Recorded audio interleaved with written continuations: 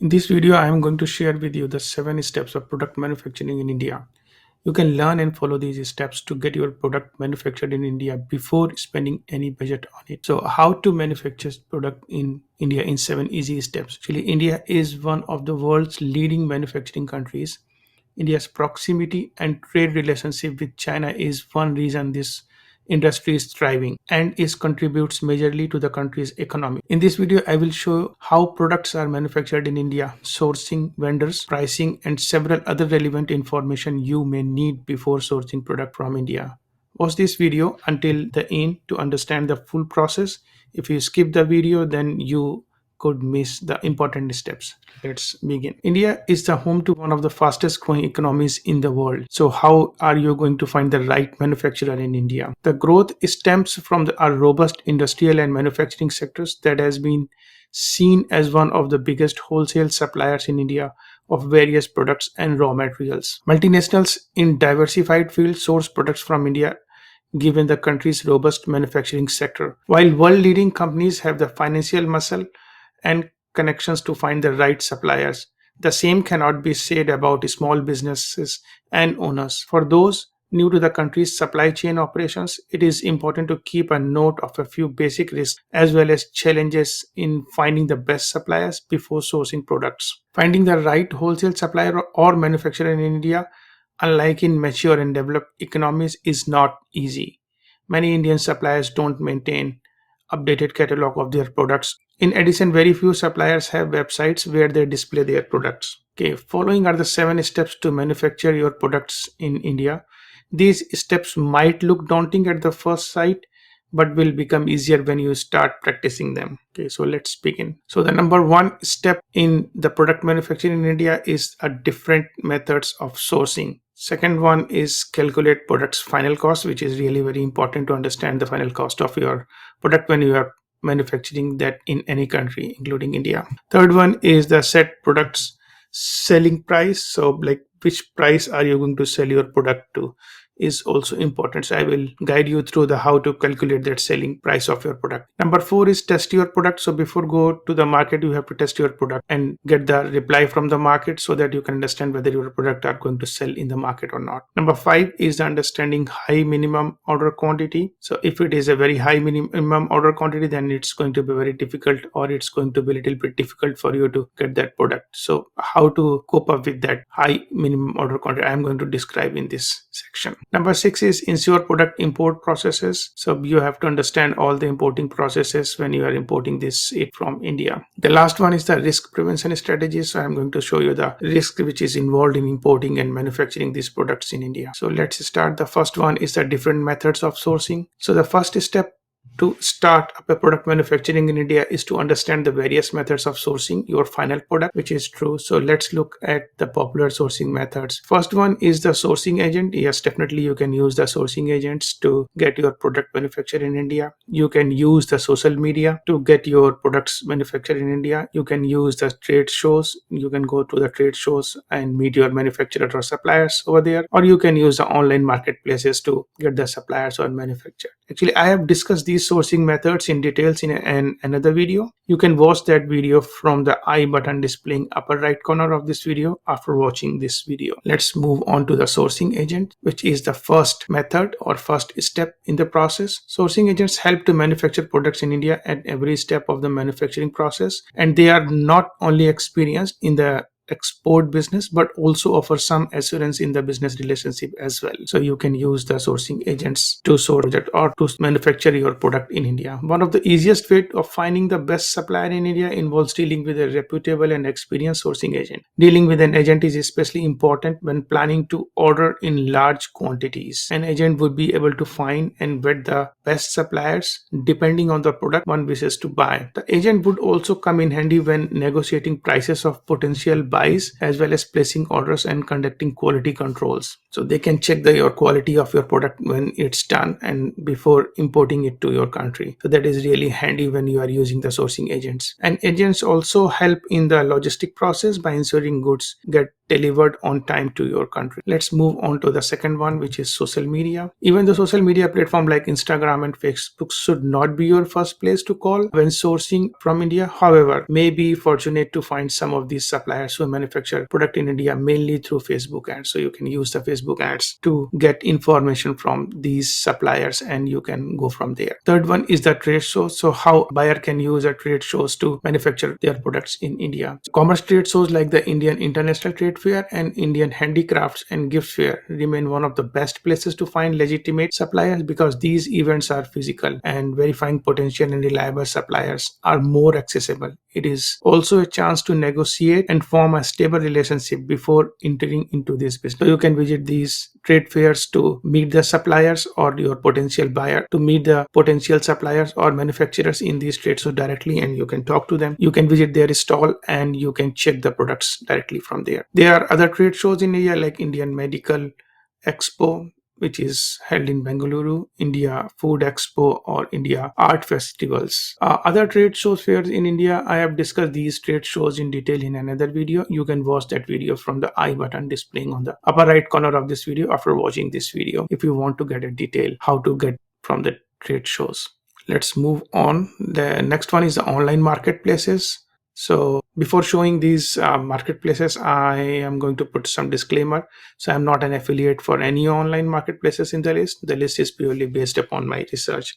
Let's move on. So there are 5 best marketplaces, online marketplaces actually. So IndiaMart.com, TradeIndia.com, WholesaleBox.co, ExportersIndia.com, eIndiaWholesale.com. You can find more about these marketplaces in another video which you can see on the I button of this video. The second step is to calculate product's final cost. So how are we going to calculate? So how are we going to calculate the product's final cost? Let's move on to understand. So how to calculate products final cost. So there are buyers who decided to manufacture their products in India often struggle with what product pricing works best for their business model. Following are some commonly used pricing strategies I recommended. So it is cost-based pricing, dynamic pricing, and market-oriented pricing. Let's go through one by one to understand how to calculate your product's final cost using these strategies. So the first one is cost-based pricing. What is a cost-based pricing and how to calculate it? Let's understand in this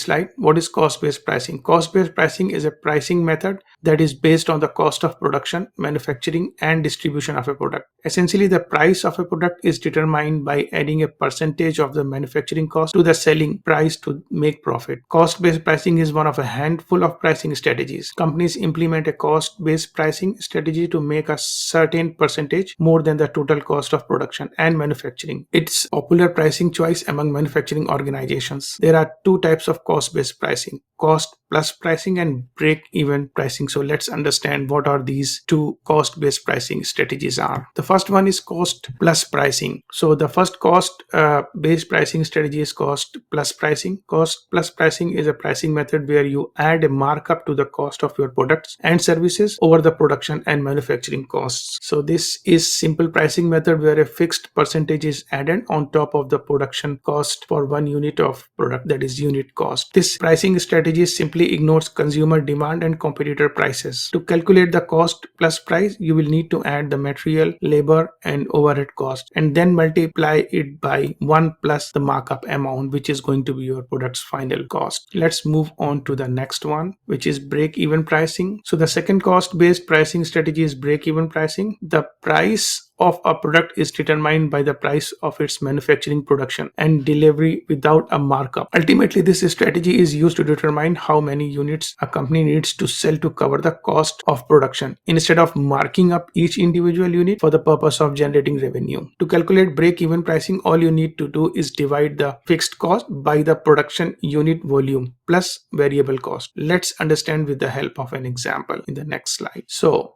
for example, ABC Limited Company is into manufacturing of light bulbs. The fixed cost of manufacturing bulbs turn out to be USD 50,000 and the variable cost per unit is USD 10. The company sets an annual target of selling close to 10,000 bulbs. The break-even pricing can be calculated by using fixed cost as well as target for annual sales. So the break-even point is going to be 50,000 divided by 10,000 plus 10 equals $15. So the break-even price for one bulb is $15, which means that the company can choose to price the product above this price to earn profits. If it chooses to price its product below $15, it would not be earning any profits. So this is how we calculate the product's final cost. And now it's going to be the dynamic pricing. How are we going to put a dynamic pricing for our product which is manufactured in India? Let's see in the next slide. Before moving to the dynamic pricing, we have to understand the static pricing. So what is the static pricing? Static pricing is the traditional model in which operators sell products for the same price or single price point, no matter when the product is manufactured or when it will be used. These pricing decisions are often based on historical data or a gut feel and lead to business missing out on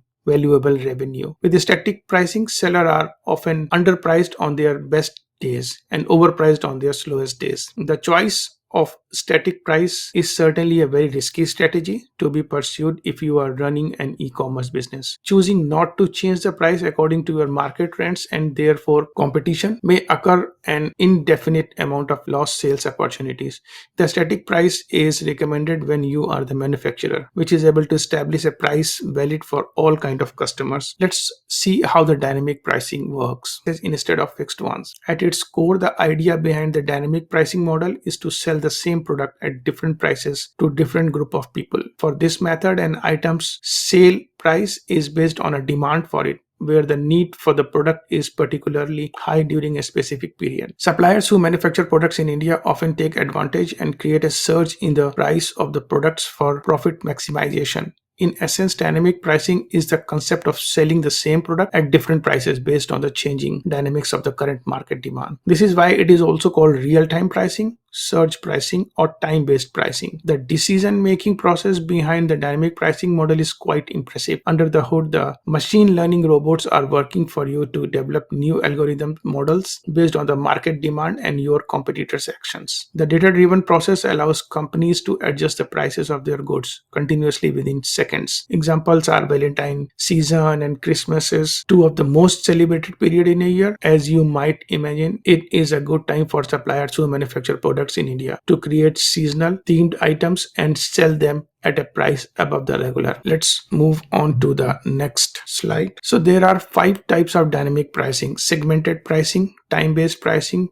changing market condition pricing, peak pricing, and penetration pricing. Let's see how they work and what they are. In essence, dynamic pricing is the concept of selling the same product at different prices based on the changing dynamics of the current market demand. This is true. This is why it is also called the real-time pricing or the surge pricing or the time-based pricing. So what is the segmented pricing? Segmented pricing offers different prices, 2 or more, for the same or identical products. Time-based pricing of a product changes according to the different time of the day, and changing market condition pricing according to the market conditions, such as recently in the pandemic era we witnessed how simple products such as toilet paper, sanitizers, and mouth masks were sold for large profit. Peak pricing strategy benefits from high demand at certain times of the year. The last one, penetration pricing model, is often used when a new business enters the market or an existing business wants to dominate the market. Let's move on to the next step. So in this pricing strategy, prices are set after the market research has been conducted to understood both the competition and the purchasing power of the potential customers, also known as the competition-based strategy. Market-oriented pricing compares similar products being offered on the market, then the seller sets the price higher or lower than the competitors depending upon how well their product matches up. There are 3 forms of market-based pricing strategy. First one is pricing below the market, second one is pricing at the market, and the third one is pricing above the market. So let's see one by one. Pricing below the market strategy: set your product price below the market price as a mean of drawing customers away from the competition. Pricing the market strategy is the maximizing profit by setting pricing at the same rate as the competition. The third one is pricing above market if you are confident enough about your product's quality as opposed to your competition. The pricing above strategy is a good one. Some people buy into exclusivity and equate the high value of a good to it being of high quality. Many companies that launch a product into a specific market will price their products around prices of other products currently released. Although this kind of pricing may work for some companies, it isn't optimized and could be improved. Let's move on to the step 3, which is set product selling price. Knowing when and how to employ different pricing strategies is tricky, but here are a few tips to put on the right path. Determine selling prices. So know your market and customer, know your competition, and know your revenue target and cost will help you to determine the selling prices. So let's see one by one. Know your market and customers. They are the reason your brand exists and cannot be overemphasized. Do not be afraid to adjust to the changing tides of demand where necessary. Also, always keep an eye out for what your competition is up to. Know your competition is always keep an eye out for what the competition is doing. You don't want to be the left behind the obsolete products that would affect your customer base and ultimately how much price you can put on those goods when your competition is out with something fresh and attractive. Know your revenue target and cost. To realize a profit, you must first know how much is spent in production. Do not price goods lower than what is cost to produce them. Learn where your market is headed because other factors may affect the demand for your products like seasons and government policies. Ensure to always keep an eye out for these things that could affect the pricing of your goods. Let's move on to the step 4, which is test your product. So testing products before an introduction into the market is a determining factor for how far that product would go. First impression will always matter, and here are a few ways to design and test prototype products faster. Let's see how it looks like. So low cost methods to test your products. There are 3 low cost methods. First one is comparison testing, second one is concept testing, and third one is usability testing. How the comparison testing works. In this process, suppliers who manufacture products in India can either A, make 2 different designs or colors of the same product and survey a different set of people to pick a preference. B, make digital prototypes first to be used for the survey. This is cost effective because fewer resources are used to conduct the study. Concept testing is before the actual product. The designs of the products can be examined and tested to a selected audience to see if there is a potential market for it and how much they would be willing to pay. Third one is usability testing, can be used to determine the durability of the intended products. This test requires potential customers to use the product while the manufacturer observes and notes corrections to be made. Let's move on to the next step, which is understanding high minimum order quantity. Minimum order means the minimum quantity that a supplier who manufactures products in India must place before shipping. Because most buyers are frustrated by the high minimum order quantities, MOQs requirements, let us discuss a few strategies on how to bypass this problem. There are 4 strategies which could be helpful to understand high minimum order quantity. First one is negotiation, second one is patronizing, third one is multiple suppliers, and fourth one is ready products. So let's go one by one. First one is negotiate. So negotiate. Many suppliers who manufacture products in India may be willing to cut corners regardless of their policy. You can pay in installments or pay at a slightly higher price if the MOQ is reduced or shows signs that you are interested in becoming a long-term customer. Second one is patronizing. So try patronizing a smaller supplier who manufacture product in India because they may be willing to cut corners to build a solid customer base. Third one is have multiple suppliers. By doing so, you may be successful in playing the first time customer card. Only a few suppliers who manufacture products in India would be willing to lose potential long-term customers over the strict MOQ policy. The fourth one is go for products readily available for shipping and not the ones that require to be manufactured from scratch. These tend to require more production capital, and as such, the MOQ requirement may be too full. Let's move on to the next step, which is ensure product import process. I believe you would find the following tips helpful in your product importing process. So let's see one by one. There are 6 steps. The first 3 are restricted or prohibited category. The second one is product classification. Third one is transportation means. Let's see these 6 tips to ensure your product importing process. First one, ensure the goods to be imported are not restricted or prohibited in the country you wish to import them into. So they should not be in the prohibited category. You have to make sure that your product is not in that category. Second one is ensure the goods are separated and classified adequately for identifying purposes.